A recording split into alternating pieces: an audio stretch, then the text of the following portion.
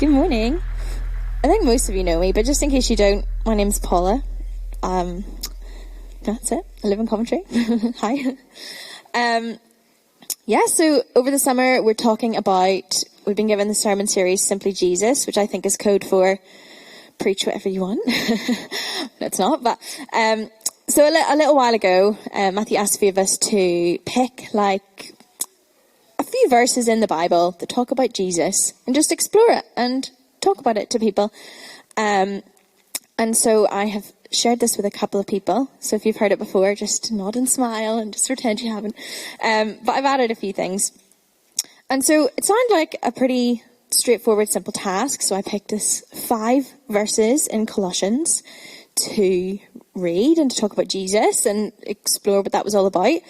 And it sounded really straightforward. And then I looked into it and it was not straightforward at all. It went from 5 verses and it just exploded into this really cool adventure of delving into the Word and delving into Jesus. And that's what the Word does. When you take time to do that, that's what it does. And when you take time to seek Jesus and seek simply Jesus, it's not always really that simple because there's so many beautiful things to discover. And so in just 5 verses, here's what I found. I found some really profound truth about Jesus. I discovered poetry and art and singing and mystery. I had an English lesson and a history lesson. I learnt about political activism and I learnt about worship. And that was in 5 small verses. So good luck. Keeping track of what I'm trying to say. I'm going to look at that and just unpick a bit of that with you, what I discovered and how amazing it was to learn these things about Jesus. But also parallel to that, I just want us to be struck by the truth that when we seek out Jesus, we are met with the same experience that I had in just 5 verses, that we are met with so much more than the thing that we think we're about to find. And that's what I want to carry with us as we explore all that when we seek Jesus, we get so much revelation, so much truth. And when we seek the Word, that's what we get to. There's so much layers and mystery to it. And I just thought it was really beautiful. So the verses I picked were in Colossians 1, specifically verses 15 to 20. And it was titled The Supremacy of the Son of God. But this is what it says. The Son is the image of the invisible God, firstborn over all creation. For in him all things were created, things in heaven and on earth, visible and invisible, whether thrones or powers or rulers or authority, all things have been created through him and for him. He is before all things, and in him all things hold together. He is the head of the body, the church. He is the beginning and the firstborn from among the dead, so that in everything he might have supremacy. For God was pleased to have all his fullness dwell in him, and through him to reconcile to himself all things, whether things on earth or things in heaven, by making peace through his blood shed on the cross. I'm not going to read that. That's moving on to the next bit. Ignore me. But you can carry on reading if you want. So when I first read this, I got to be honest, it just was like a Bible verse. It was lovely. It was fine. I didn't really know what it was talking about. I didn't really understand it. I was like, I could probably talk about Jesus by reading this. It was fine. But it didn't really jump out to me or click with me. And then so I went away and I did some reading and I learnt about this Bible verse. Which, by the way, if that sounds intimidating and that sounds but I'm not good at that. I can't do that. I'm not good at reading, or I'm not, good at theology. Neither am I. And just to encourage you that this was really fun to learn all these things, and this wasn't intimidating and scary, and I didn't need to go to Bible college to learn it. And sometimes you do, and sometimes God puts teachers and wonderfully educated people in place to teach us things that we maybe couldn't otherwise learn. But also, he puts things that are just little clues and little things to unpick that are accessible to everyone. So don't hear this and be I couldn't do that. That's not for me. That's not true. It's not for me. I've not been trained in this. It just took me a little bit of prompting from Jesus to like go and find things and discover this. Just if that encourages you. So I went away and I discovered that these whole 5 verses were actually a poem written in a whole different style than the rest of the letter. Or in fact, it wasn't just a poem, it was a hymn, most people think. So it was kind of separate from the rest of the letter. I'll tell you about the rest of the letter in a minute. But that's when everything started to click for me. I'm like, oh, that's why it feels different. That's why it feels unusual. And the rhythm is different. And why is that? What is that? And it was this like, I felt like all these things I was reading was fully truth, but yet it was this mystery. I was like, but what does this even mean? What am I reading? What does it mean he's the firstborn? What does it mean he was in all things and for all things? And when I discovered that it was a poem, something in my body was like, oh, that's really cool. That makes sense now. And like, my brain just wasn't catching up. And I'm going to read a quote. When John and I were at this church in London, every week, they used to do a quote that wasn't from the Bible, but was like from someone in like pop culture or like, and it was to try and appeal to new people coming. And every week they'd have a big picture of someone famous with their quote, and we'd like have little snigger at ourselves. We're like, oh, who's got the quote going to be this week? So now I'm that person doing like a quote from someone famous. Anyway, this quote is actually from T.S. Eliot, who's a famous poet. And they said, genuine poetry can communicate before it's understood. So I don't know if you've ever experienced that. If you've read something, you're like, oh yeah, that makes sense. Well, what does it mean? I don't know. I just know that it makes sense. So there's this like mystery and beauty in art and poetry that God uses, that the authors of the Bible used as this beautiful tool to communicate something so much more than just words on a page, so much more than just a letter. And sometimes we don't fully understand it, and we need someone like an English teacher or a teacher to like unpick it and be like, this is what they meant, and this is why it's so beautiful, and this is what the metaphors mean. So it's so powerful.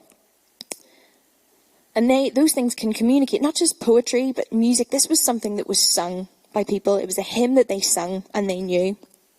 And as you know, and as we experience, there's something really beautiful and powerful in that when we sing words about Jesus. So Paul, who wrote this letter to the Colossians, he used hymns and poems in his writings, actually quite a bit. And sometimes they were things that were written before and was a well-known song that the early Christians would have sung in their gatherings. And sometimes he wrote it himself, which people think that this one that I'm about to talk about is. He wrote it himself. But a lot of the times he was using other songs and other hymns in his letters that people knew well. It was about them knowing it and they could understand it. So when you read it in English, it doesn't really translate very well as a poem. But when you read it in Greek, there's this rhythm to it. There's this rhyme to it that makes sense. It sounds like a poem. So if it doesn't really sound like a poem to you right now, I know that in Greek it was very beautiful. Yeah. So as long as this is not too boring to you, I'm going to do like a little mini English lesson. I did English Lit in school and I really liked it, so I'm sorry if you don't like it, but this would be the moment when you get your poems out and you have your highlighters and you like highlight the metaphors and the rhyming couplets and the like, all of that. And I quite liked that. I'm very sorry if someone will give you a maths lesson after if you don't like it. Anyway, so this is what I got really excited about this. It's like, oh, cool. So context, I'm sure the English teacher would start with like a bit of context about when it was written and who the author was. So I'll just do that. So this is written by Paul, who, you know, and at the time he was in prison and he was writing he's writing this letter to the church in Colossae, and the church, he didn't start it, it was planted by his co-worker, Epaphras, and Epaphras had just visited him in prison, and he was telling him how the church was doing, so it was doing really well, but he was also saying, some of the people are starting to feel tempted to turn away from Jesus because there was a lot of cultural pressure, a lot of things going on, and they were starting to like look elsewhere and get a bit distracted. And so Paul wanted to write to them and encourage them about all the great things he was hearing, but also challenge them to continue to put their love in Jesus and put their love for Jesus above everything else and turn away from this distraction. So that's what he was doing when he was writing the whole of the letter. He wanted their faithfulness in God to continue. And he knew the best way to do that wasn't to just command the people and say, do this, do that. But he knew that it was to remind them of the beauty and the profound love of Jesus. And for him, the best way to do that was to share this poem and this hymn that he knew, people knew well, and it's just all about the majesty and the beauty of Jesus. And he knew by sharing this thing that's like beyond just words, that his mystery and his art and his beauty, it will remind people of their first love and the thing that should call them back and draw them back. And he also knew that there was like power in declaration. This was something that people sung out loud, they said out loud. And he knew that there's also this mystery when we declare truth. Even if we don't know it in our brains why it's powerful, it is. We know that that's truth in Scripture. We see time and time again. And he knew that by them saying this and declaring this, it would draw them back away from the things that were distracting them and remind them. This hymn in particular talks about how Jesus is exalted above everything else. That's what he was doing. He was very clever. So a bit of the political context, if anyone likes that. At the time, the people were living under the Roman Empire. I'm just going to put that down. And in the Roman Empire, they would have been really used to this idea of singing hymns and songs that promoted the Roman ideology of the time. And the Roman emperor, they were used to singing hymns to whoever was in charge. And the Roman emperor was viewed as this divinely appointed, almost godlike figure, savior figure. They would have been really used to this concept. It wasn't foreign to them. Maybe people who don't go to church aren't used to singing hymns, but that wasn't the case at the time. People were very used to this concept. Paul did something really clever, because they think he wrote this hymn. He began to mimic the songs and the type of lyrics and the structure that people were used to singing about the emperor, and he made it about Jesus. And he flipped that thing that people used to worship something else, and he brought it back, and he re-angled it, and he readjusted it, and refocused it, and made it about Jesus. And there's lots of similar statements that theologians look at and be like, people said this about the emperor, and now I sing this about Jesus. But it was more than just a clever tool. This was an extremely bold political statement of resistance. People took something that was used to praise something else and someone else who wasn't God, and they were saying, no, this is about me, saying nothing or no one comes before him. He is my highest priority, and he is the thing I choose to worship, far above culture, far above what the external pressures are telling me.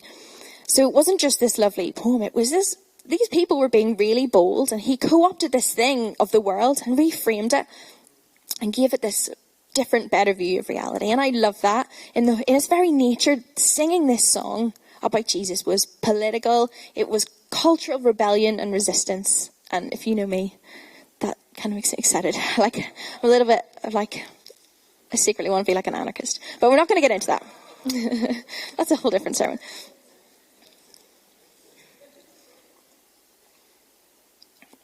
Anyway, I thought that was kind of cool. I feel like that. All right, so this is the bit in the English lesson where, like, you get into the structure.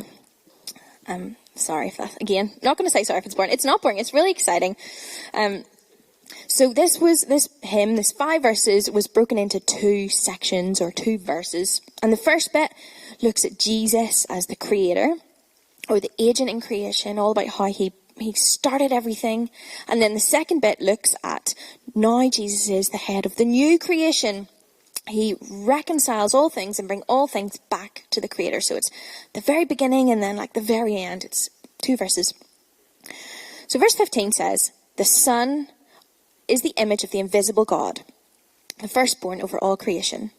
So just to like very preface everything, is saying the Son is the image of the invisible God. So everything we learn about Jesus in this hymn, in this song, is telling us something about the Father. And that's true of all of Scripture. Everything we learn about Jesus, see him do, hear him say, that reveals something about the nature of God.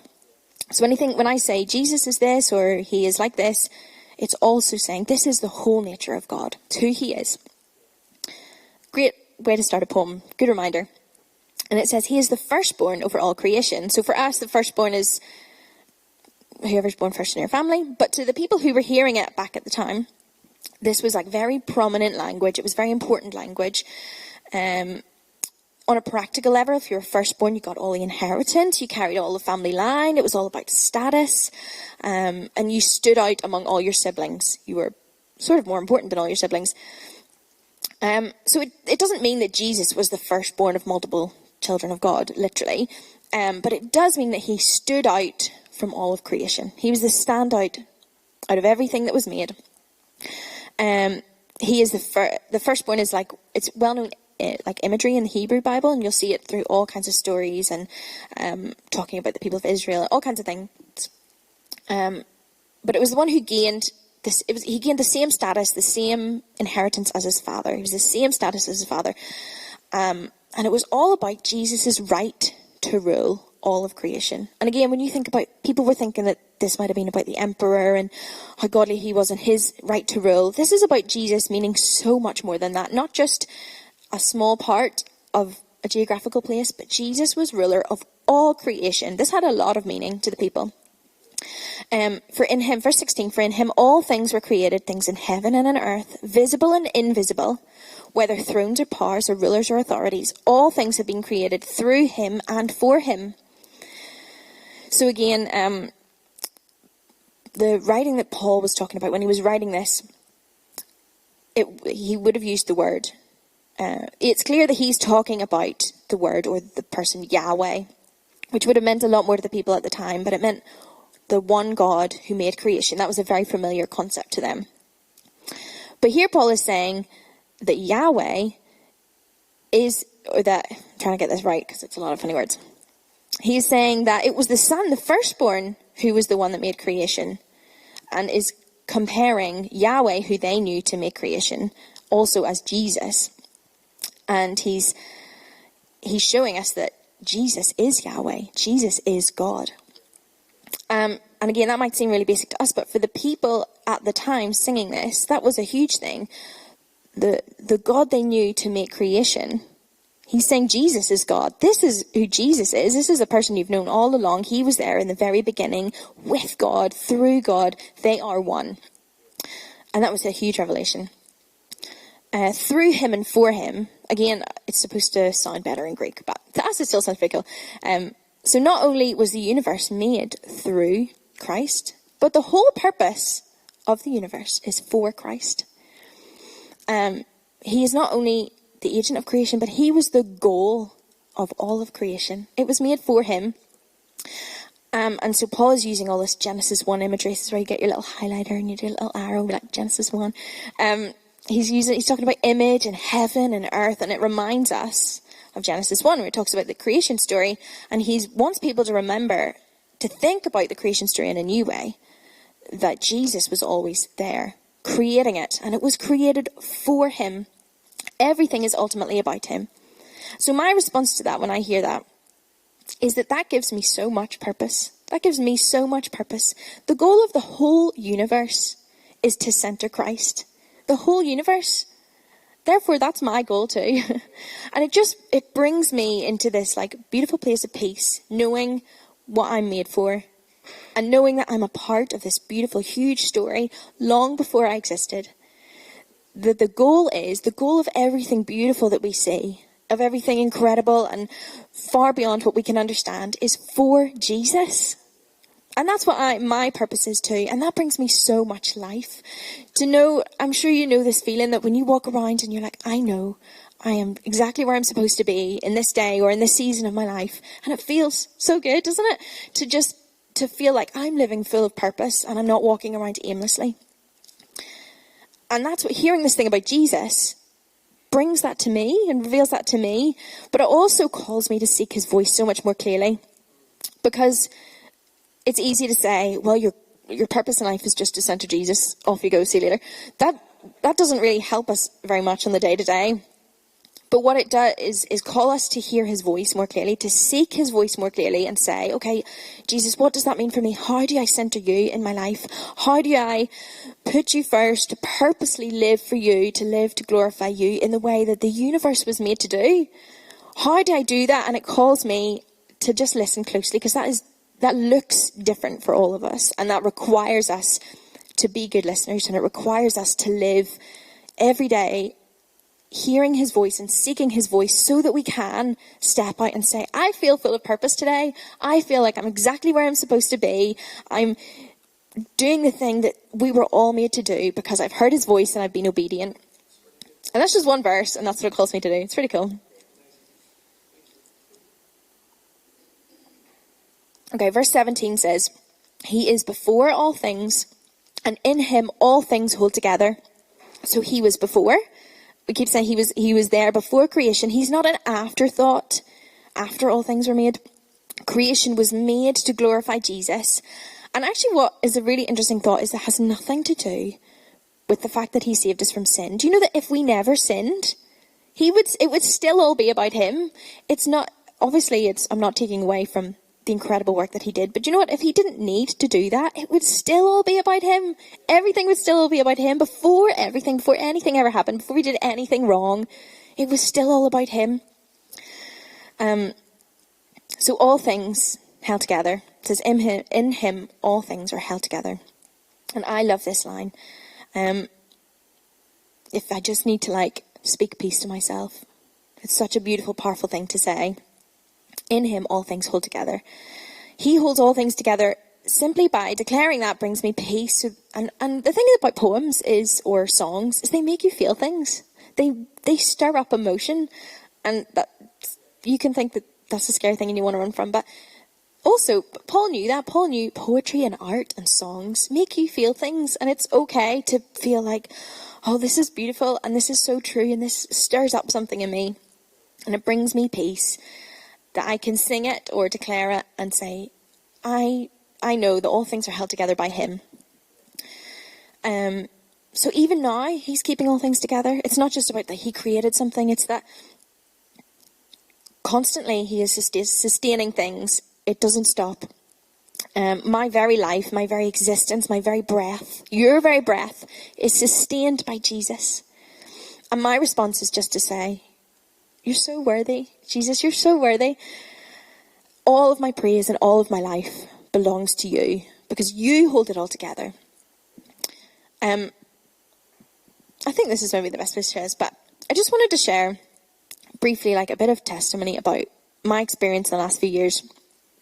And I know that I think I haven't heard a lot of people talk about this, but then when I talk to people individually, I feel like a lot of people have had the same experience. But over lockdown and the pandemic back in 2020, summer 2020, I had a really not very nice faith crisis. I don't know how to describe it, but it wasn't a sense of apathy. I didn't just walk away. I just had a series of things happen to me that left me being oh, I don't know if I can say God is real. And I was pretty devastated because it was my entire life and my entire identity, and it just kind of crumbled away in about 2 days. And I just would cry every day and wake up being if I can just believe in Jesus today, that'll be pretty good. That would be a good day. Not sure if I can. I don't know. I just felt completely lost, and I didn't know what to do. I didn't know where to go. I didn't know what to do next because it was the only thing that I knew in my whole life. But the thing that eventually over time drew me back was firstly looking into just the practicality and the truth and the history of Jesus. That he really was, historians agree, that he really was a person that walked about. It wasn't just whether you believe he said what he says is true. He really did walk on earth, and he really did do some of the things that he said, and he really did die. So I was able to hold on to that for a bit, and I was okay, well, there was a person called Jesus, and he really did exist somewhere. People seem to believe that. And I just began to start from the bottom again. And I just began to learn more about Jesus. In the same way that I did this, I was kind of obsessed with I have to find something that gives me a sense of life again. I have to try and understand if this is true or if my whole life has been based on a lie. And I kind of became a bit obsessed with learning things about Jesus. So it sounds like a terrible thing, but I think God knew what he was doing.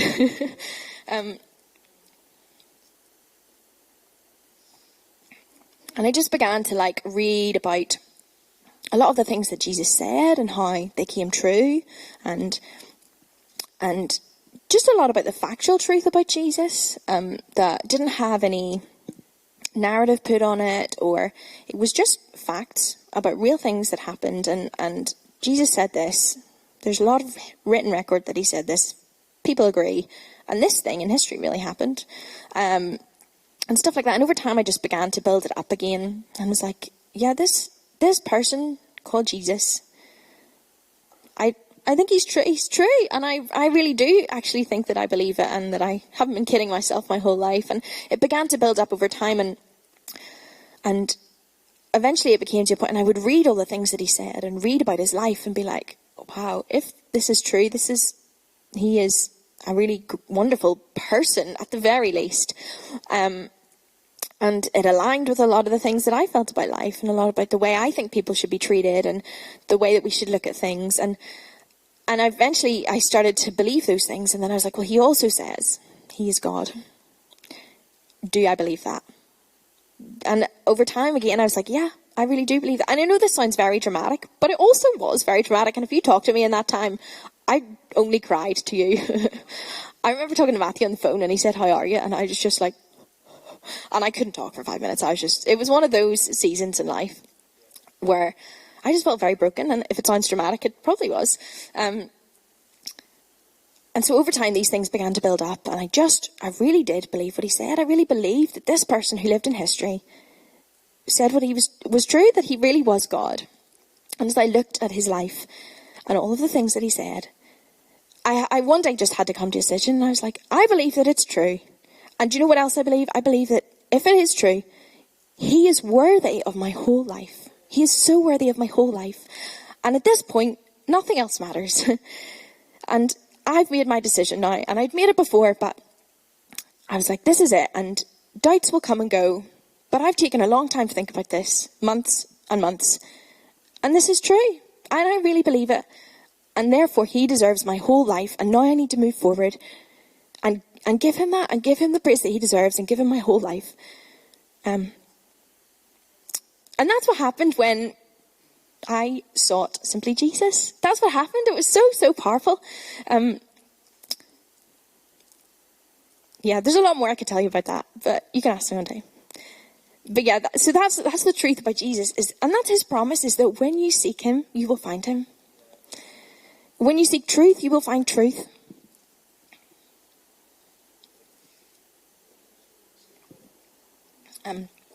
So again, yeah, that was just one verse.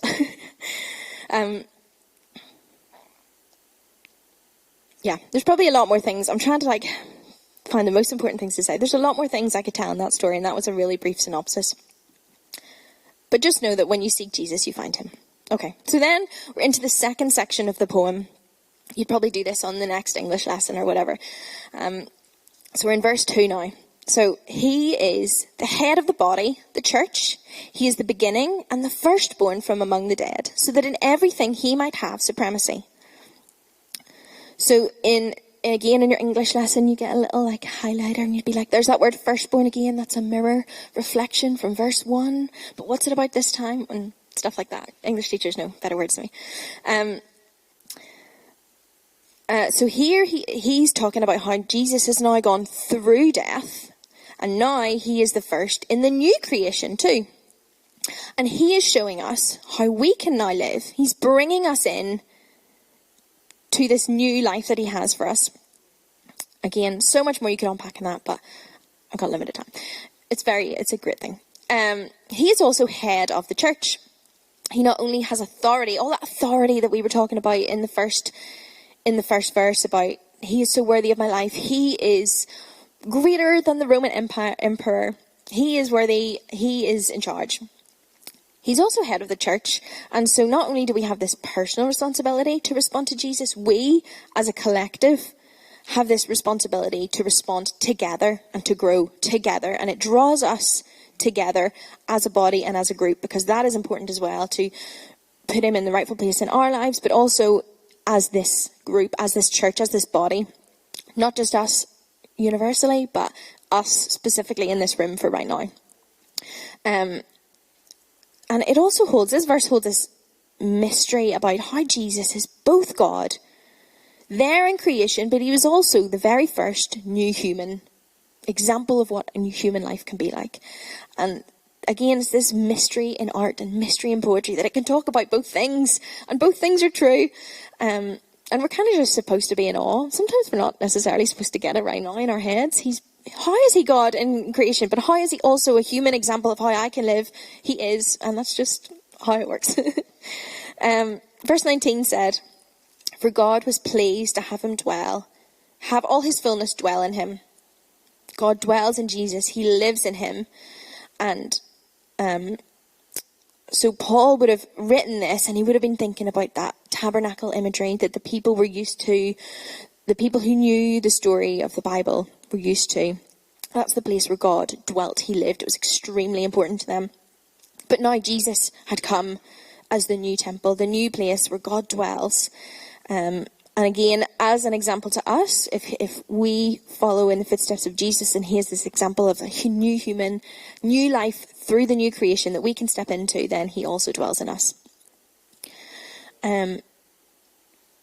Verse 20, and through him to reconcile to himself all things, whether things on earth or things in heaven, by making peace through his blood shed on a cross. So at the start of this poem, it was through Jesus that everything was created, and now it's through Jesus that everything is being reconciled and recreated. Everything through him in both circumstances. There's that like poetic mirroring thing. It's very beautiful.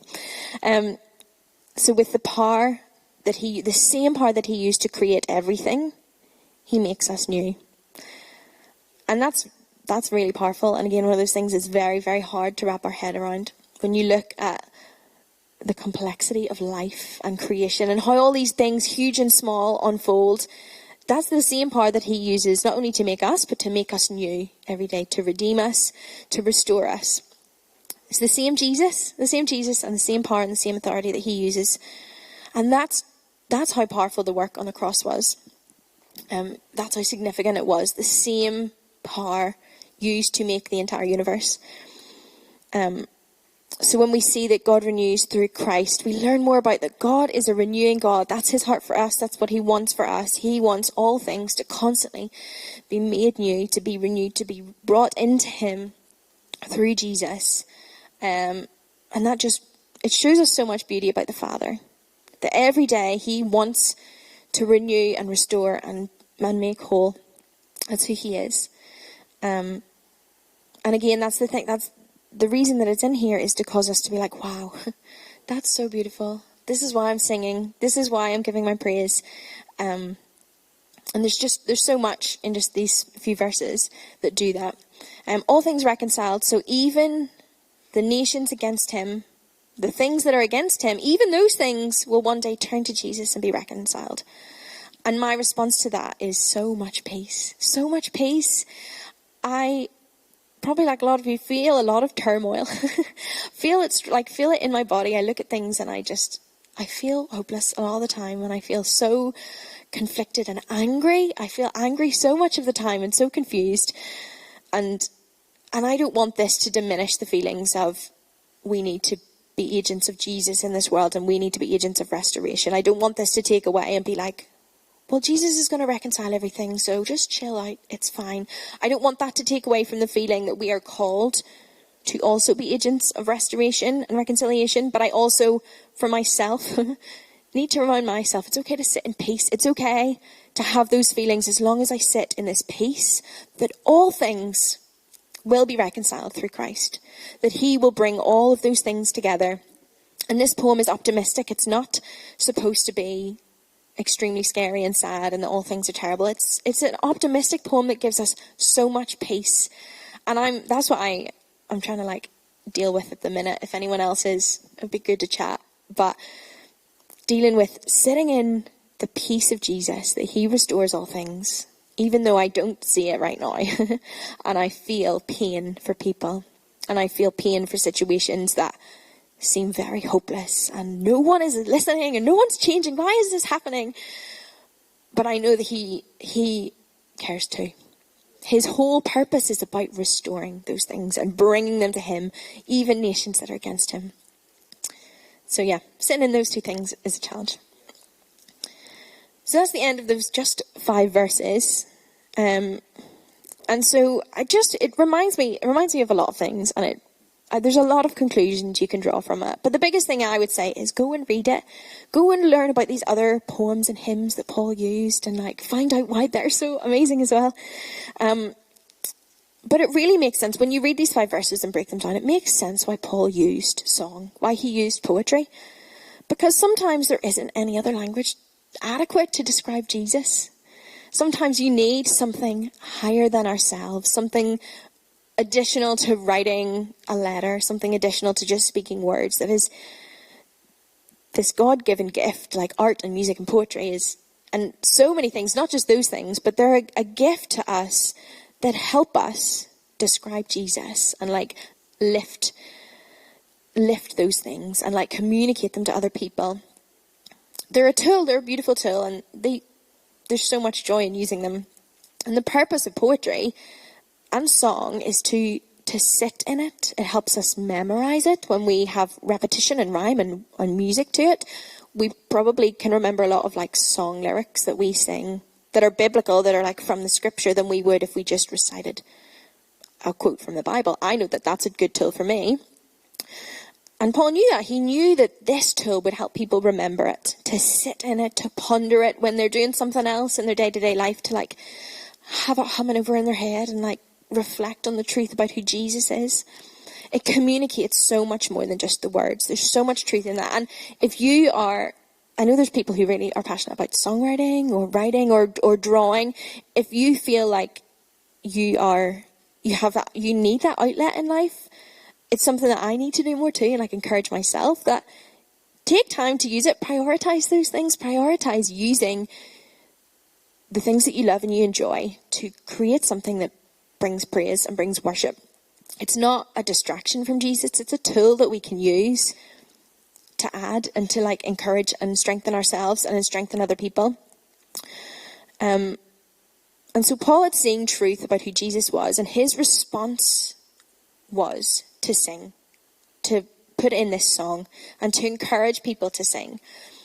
And at its core, that is what worship is. Not just a song, but response. I've seen Jesus, and this is what I have to do about it. This is what I have to say, or sing, or do, or think, or feel, or move in. That is the core of what worship is. It's this overflow of, I have seen Jesus and I have to respond. And sometimes that is a song, and it's not always, but sometimes it is. And in this case it was.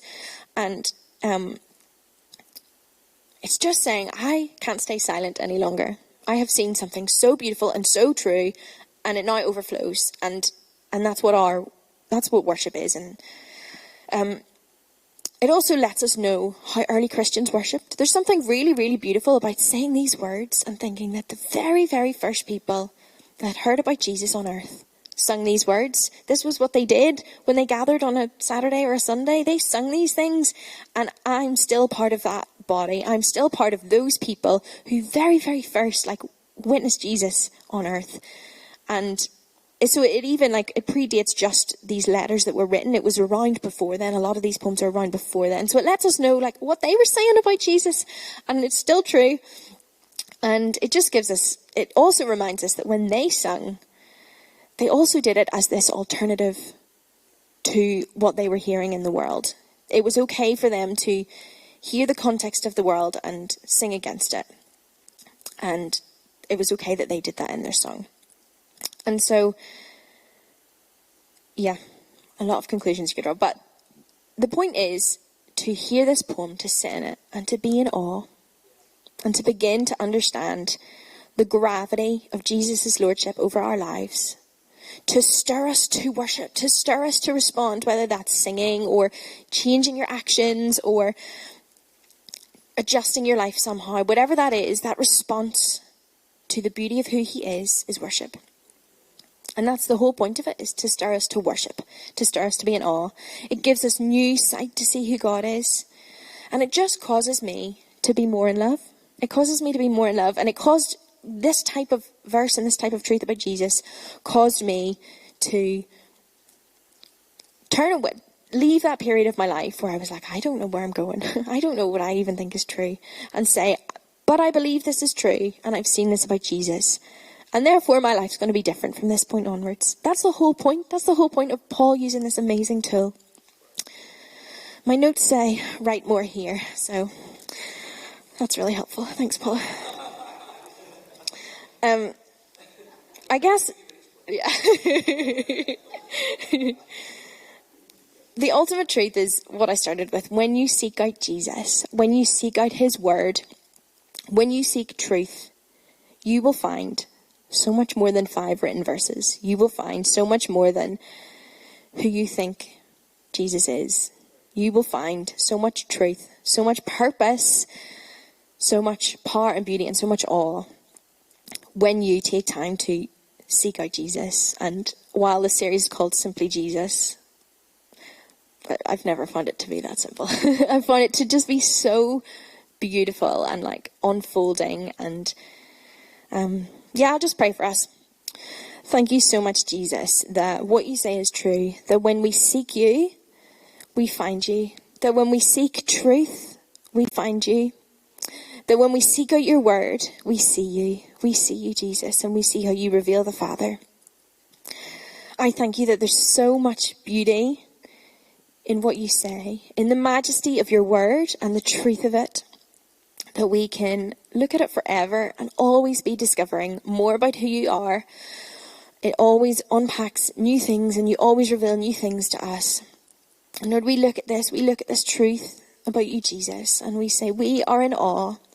Jesus, you deserve our whole life. You deserve our worship.